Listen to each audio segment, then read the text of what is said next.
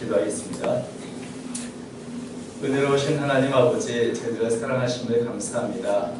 오늘도 거룩한 주일에 사랑하는 성들이 모여 주님을 찬양합니다. 예배합니다. 경배합니다.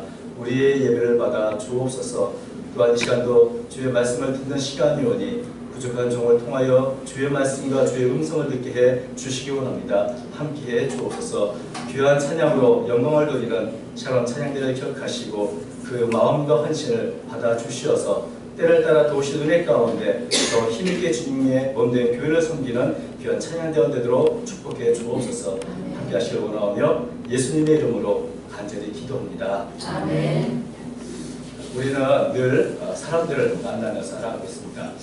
만나보면 만날수록 유익하고 또 유쾌한 그런 사람들도 있고 또 더 만나고 싶은 사람들도 있습니다. 그래서 이런 분들을 만나면 참 인생이 더 풍성하고 힘이 되고 그렇죠. 그래서 참 좋은 사람을 많이 만나는 게 참 하나님이 주신 큰 축복이라 하는 생각을 하게 됩니다. 그래서 우리 교회 공동체 여러분들 만나는 것이 우리에게 주신 은혜요 복인 줄로 믿습니다. 그렇게 생각하지 않으시는 분도 있나요? 근데 왜 모든 사람이 사실 또 그런 것은 아니죠.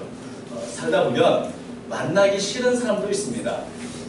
만나면 상처를 받고 또 스트레스가 되고 우리 인생을 힘들게 하는 그런 사람들도 우리 인생 가운데 또 여러 만나봤을 줄 압니다.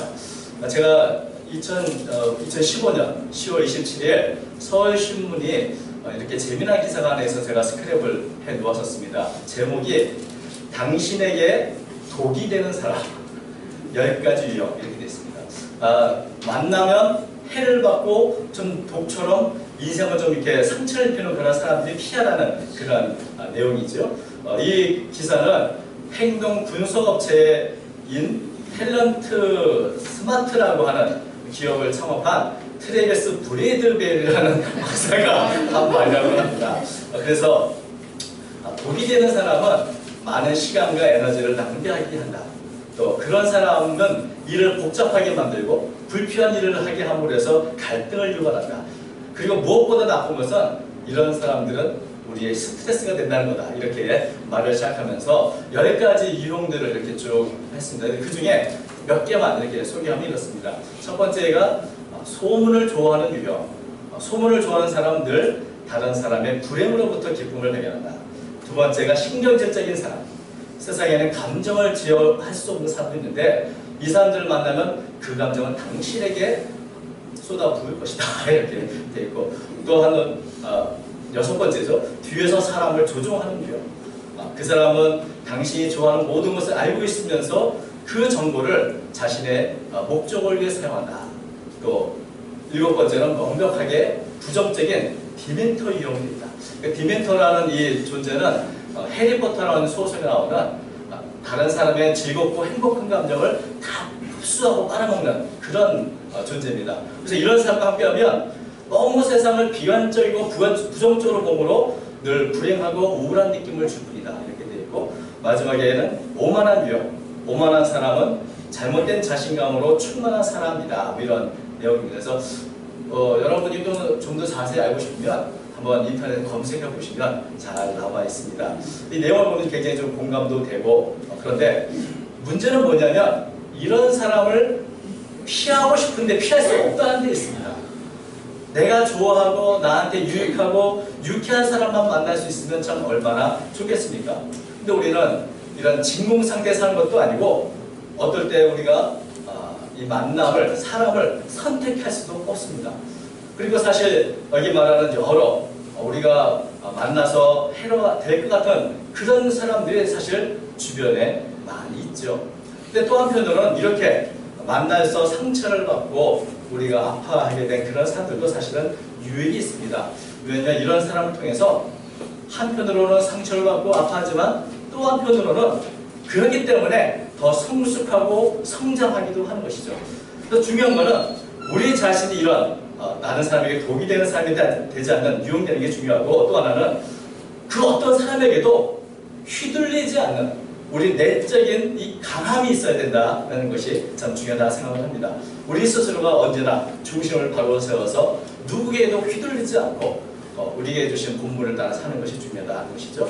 좀 서론이 길었지만 오늘 본문 말씀 보면 사도 바울이 사람들 때문에 상처를 받고 또 사람들 때문에 위로를 받은 일을 우리에게 간증해 주고 있습니다. 참 사도 바울을 보면 늘 하나님 나라와 또 하늘의 기쁨으로 충만할 것 같은 이 사도 바울이지만 이런 신앙의 거장도 사람들 때문에 상처를 받은 것, 이제 그 자체가 사실 우리에게 위로가 되기도 합니다. 15절 보면 이렇게 되어 있습니다. 아시아에 있는 모든 사람이 나를 버린 이 일을 네가 아나니 그 중에는 부겔로와 허무게네도 있느니라. 바울이 전도 여행을 하면서 특별히 에베소에서 3년 동안 있으면서 복음을 전파하고 많은 교회를 세웠습니다.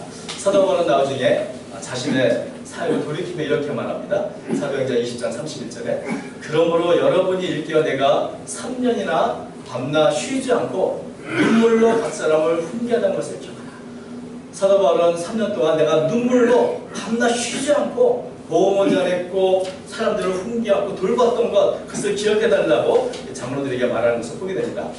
이것은 헌신적인 노력 때문에 아시아에 사는 유대인이나 헬라인이나 다 하나님의 말씀을 듣고 또 교회도 많이 세워지고 든든해질 수 있었던 것입니다.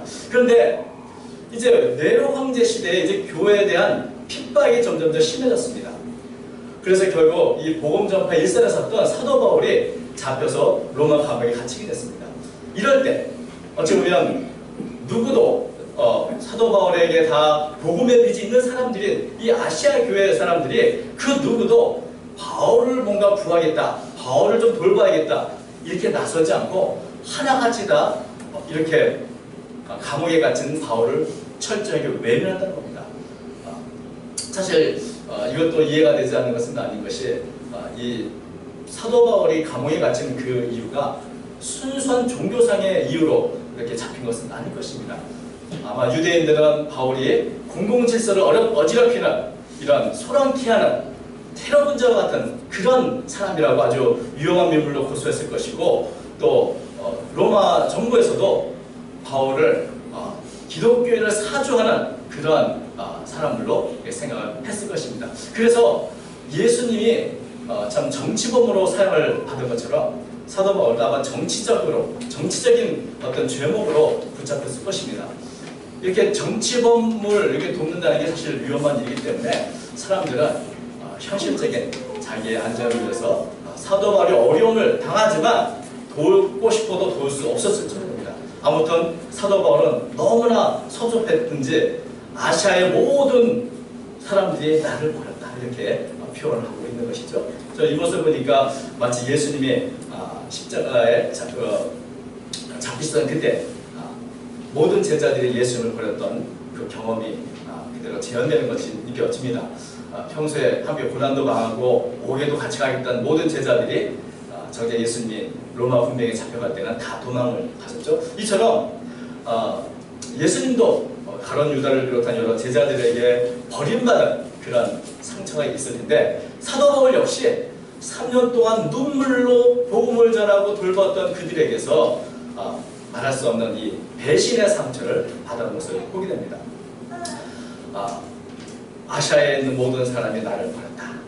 이렇게 모든 사람들에게 버림받은 같은 그런 상처를 받은 것이 특별히 사도 바울은 그런데 부겔로, 허무게네 이 두 사람의 이름을 더 거론합니다. 이 사람들은 디모데는 아주 잘 알고 있는 사람일 것입니다. 이 사람들에 대해서 아마 이고니온에서 사역했던 바울의 동역자 중에 하나라는 그런 말이 있지만 확실하지는 않고 우리 자신은 사실 이 사람들이 어떤 사람인지 잘 모릅니다. 신약 성경에는 여기밖에 나오지 않는 그런 인물인데 사도 바울이 하필 이 두 사람 그 수많은 사람이 다 버렸는데 특별히 두 사람의 이름을 거론하는 이유가 뭘까요? 상처를 너무 받아서 정말 꼭 집어가지고 그 이름을 말해야 좀 속이 시원한 뭐 그런 마음은 아닐까 하는 생각도 하게 됩니다. 바로 요 사람들이 특별히 나를 이렇게 배신하고 버렸다. 이렇게 디모데에게 알려주고 싶었는지도 모릅니다. 혹은 사실 이 부겔로, 허무게네 이런 사람들은 보면 아직도 여전히 교회에 있는 그런 성도 혹은 사역자입니다. 그런데 이게 조금 어려운 일이 있다고 사도인 바울을 버린 사람이라면 앞으로 더 큰 어려움이 생기면 그리스도와 복음도 버리고 도망가지 않겠는가. 그러니 이런 사람들 네가 좀 더 주목해봐야 되지 않을까라고 사도 바울이 이렇게 일부러 이름을 거론했는지도 모릅니다. 또는 디모데에게 아무리 앞으로 박해가 심해지고 어려울지라도 절대 이런 사람들의 그 전철을 밟아서는 안 된다. 이 두 사람을 기억하도록 지목을 했는지도 모릅니다. 아무튼 사도 바울은 이 아시아의 성도들 때문에 상처를 받았고 특별히 이 두 사람 때문에 마음에 어떤 깊은 배신의 상처를 받은 것을 보게 됩니다. 저는 보면 이 모습에 참 우리 자신은 거꾸로 위로가 되죠. 참 우리도 사람 때문에 상처받는 일들이 비일비재한데 예수님도 그랬고 바울도 그렇고 늘 사람들에게 그런 상처를 받는 거구나 라는 것을 알게 됩니다. 그런데 모든 사람, 바울이 말한 것처럼 아시아의 모든 사람들이 두려움 때문에 혹은 자신의 안일 때문에 바울을 버릴 그때에 끝까지 신실하게 홀로 바울을 버리지 않고 그의 신실함을 지켰던 사람이 하나 나옵니다. 그 사람이 바로 오네시포로입니다. 제가 16절부터 다시 읽어드리면 이렇게 되어 있죠. 원하건대 주께서 오네시포로의 집에 긍휼을 베푸시옵소서. 그가 나를 자주 격려해주고 내가 사실에 매인 것을 부끄러워하지 아니하고 로마에 있을 때 나를 부지런히 찾아와 만났습니다. 원하건대 주께서 그로 하여금 그날의 주의 긍휼을 입게 하여 주옵소서. 또 그가 에베소에서 많이 봉사한 것을 네가 잘 아느니라. 오네시포로 역시 이 사람은 어떤 사람인지 우리는 잘 모릅니다. 그러나 디모데는 잘 알고 있는 그런 사람입니다. 근데 바울은 이 오네시포로를 소개할 때 먼저 그에 대한 축복의 기도가 먼저 나옵니다. 원하건대 주께서 오네시포로의 집에 긍휼을 베푸시옵소서. 그가 나를 자주 격려해주고 다시 말하면 바울에게 오네시포로는 어떤 사람인가? 그를 생각하면 먼저 축복 기도가 나오는 너무나 고마운 그래서 먼저 축복 기도부터 하고 싶은 그런 사람이 바로 오네시포로였던 것이죠. 바울에게 오네시포로는 그런 존재였습니다. 왜 그런가? 여러분 부겔로, 호모게네 그리고 아시아 여러 성도들로부터 이 버림받은 상처들 아마 이 상처들을 오네시포로를 통해서 치유를 받았는지 모릅니다. 여러분 사람에게 상처를 받으면 사람들에 대한 기대도 신뢰도 또 사랑도 모든 것을 다 잃어버리게 됩니다.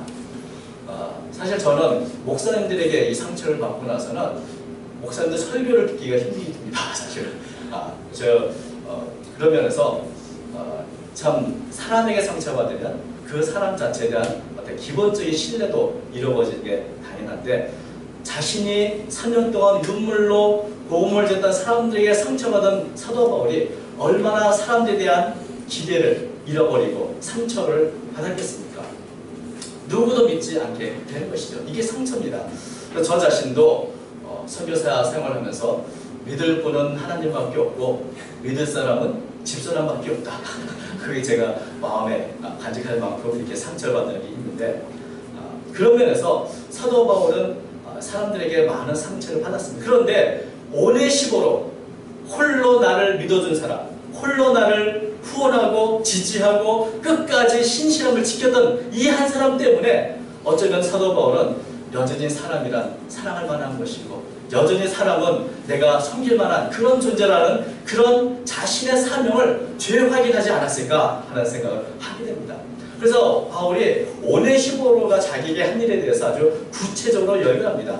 제가 다른 성경을 번역 성경을 참고해서 이 오네시포로 한 일을 살펴보면 이렇습니다. 첫 번째는 그가 나를 자주 격려해주고 옛날 개혁 성경에는 저가 나를 자주 유쾌케 하고 공동번역에는 그는 나에게 용기를 북돋아준 것이 한두 번이 아니었습니다. 이렇게 번역했습니다. 근데 격려하다는 이 단어에 찾아보니까 원기를 회복시키다, 순통을 트이게 하다, 시원하고 상쾌하게 한다 이런 뜻입니다.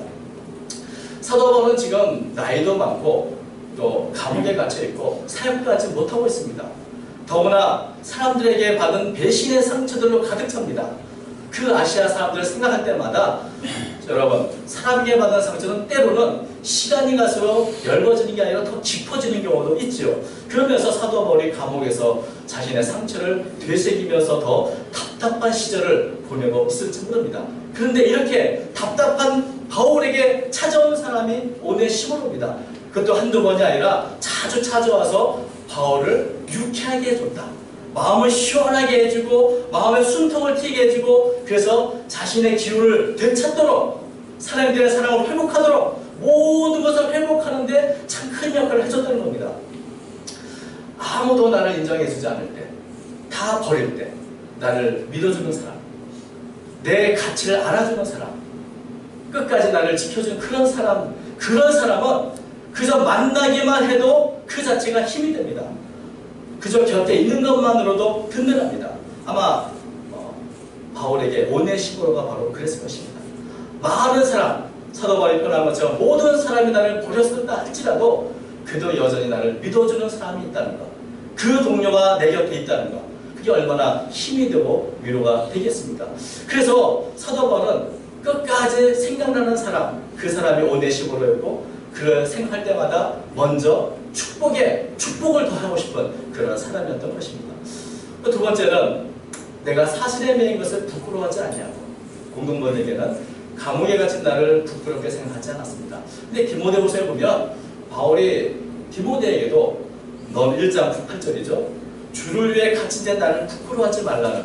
사실 사도 바울이 감옥에 있으면서 아마도 여러 사람들이 바울을 부끄러워했는지 모르겠습니다.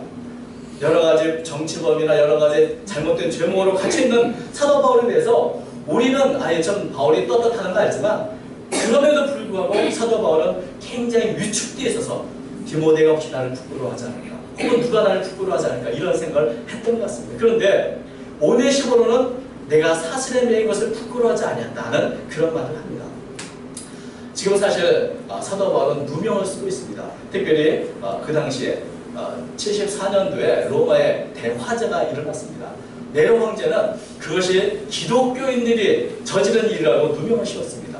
그리고 이제 모든 기독교인들이 잡혀갔고 사도 바울 역시 그 기독교인의 지도자로 중죄인으로 큰 범죄자로 잡힌 것입니다.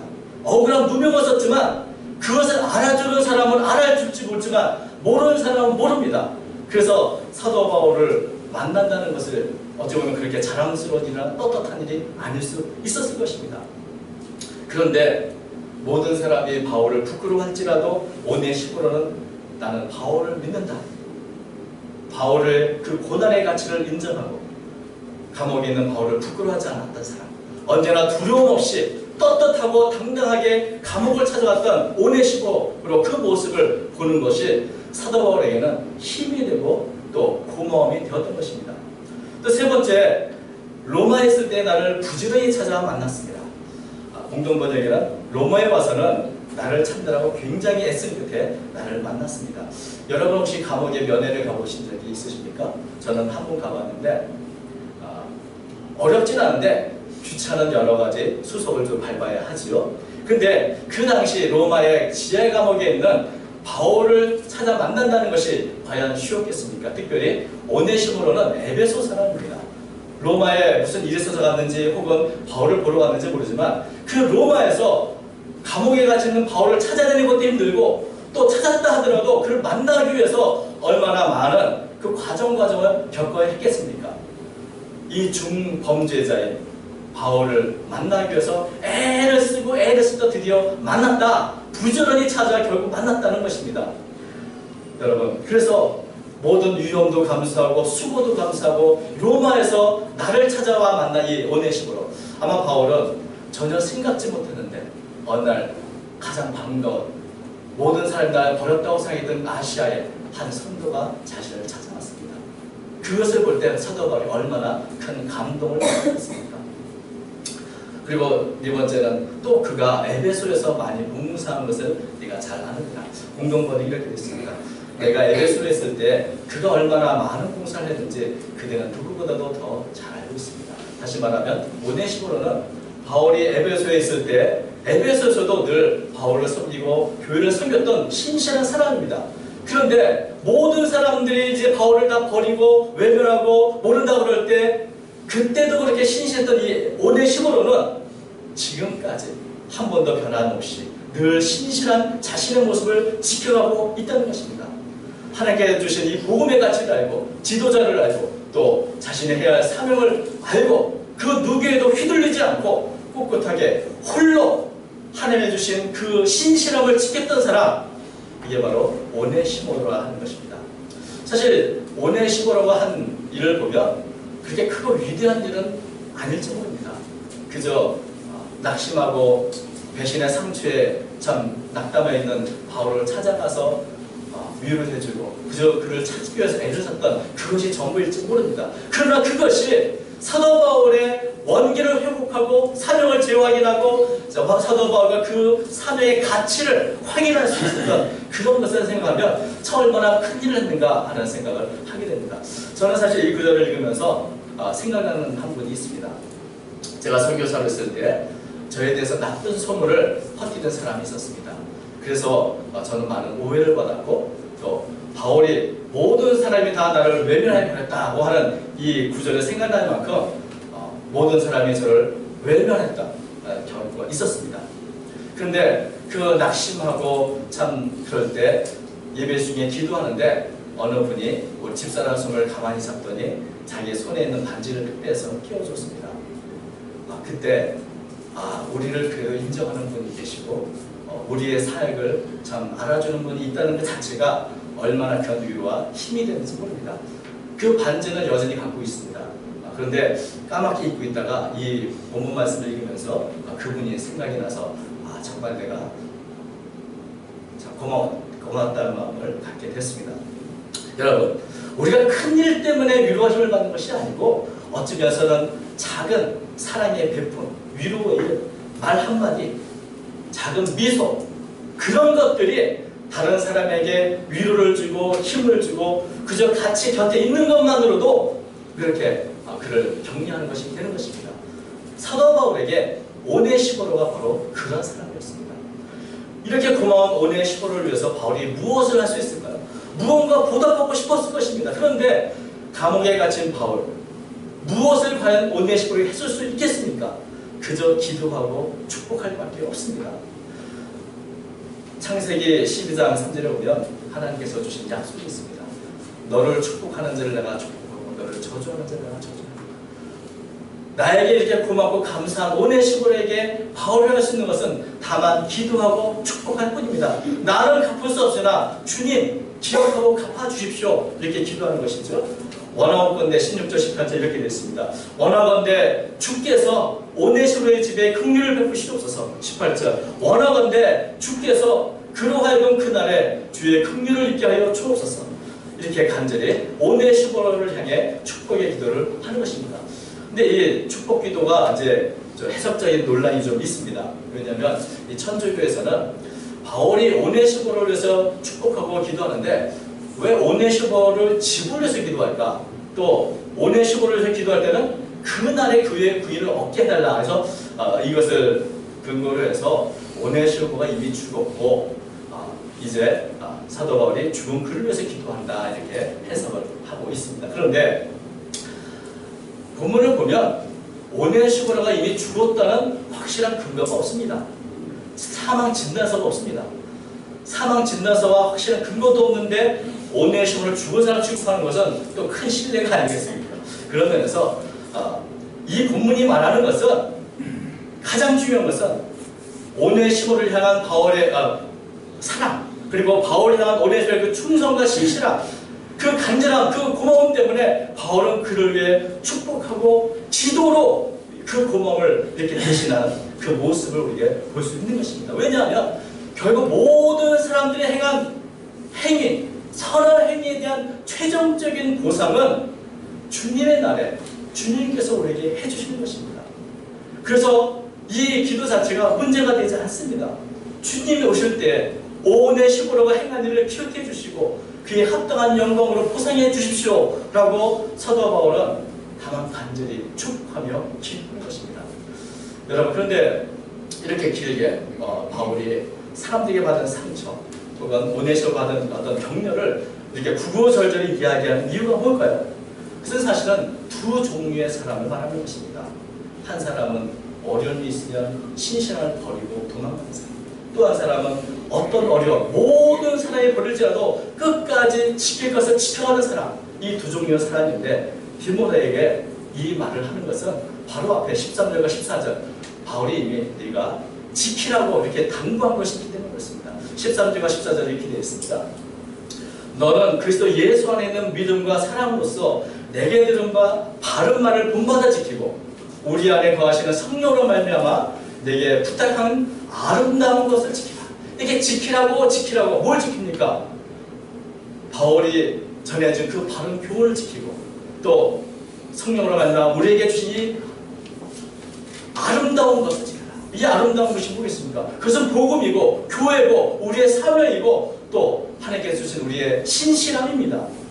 그런 면에서 지키다가 포기하는 그런 허무게인네 같은 그런 사람이 되지 말고 오네시모로 내가 잘 알지 않습니까? 그런 사람처럼 끝까지 사람들에게 휘둘리지 말고 세상에 휘둘리지 말고 끝까지 신실함을 홀로라도 지켜가라. 사도 바울은 이 예를 들고 싶어서 디모데가 잘 아는 두 종류의 사람을 우리에게 설명해주고 있는 것입니다.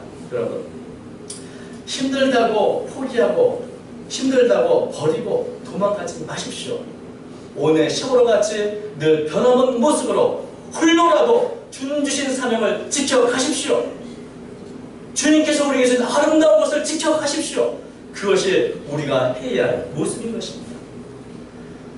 사실은 이렇게 지켜가는 것, 그것은 거창하거나 위대한 일은 아닐지 모르지만 아름다운 가치와 아름다운 사명을 지켜가는 것, 그것이 하나님 앞에서 가장 아름다운 모습이고 사람들에게 신실함을 전해주는 그리스도인의 모습인 것입니다.